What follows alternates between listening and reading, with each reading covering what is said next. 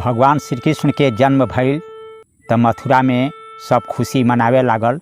एक जाने अपनी पति से फ़ोन करके एक विषय में बतलावत तरी कि सुन सजानवा धोई के धियानवा, खुशी में नाचे गाँव में दुनिया जहानवा।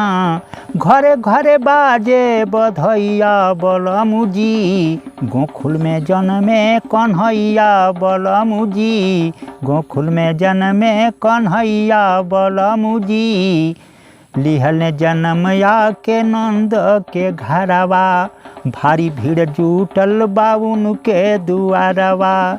लिहल ने जन्म के नंद के घरवा, भारी भीड़ जुटल बाबुन के दुआरवा।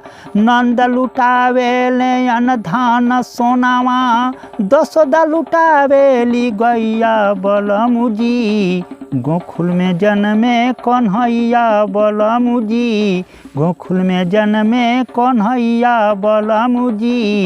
देवी देवता लो चढ़ी के विमानवा, खुशियाँ मनावे ले आके गगनवा। देवी देवता लो चढ़ी के विमानवा, खुशियाँ मनावे ले आके गगनवा।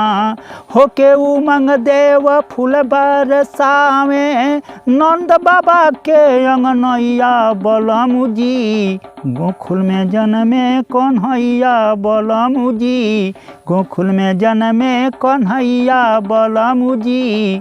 ले ले अवतार हरि धरती पे आई, यवनय धर्मिन के होई भलाई। ले ले अवतार हरि धरती पे आई, यवनय धर्मिन के होई भलाई।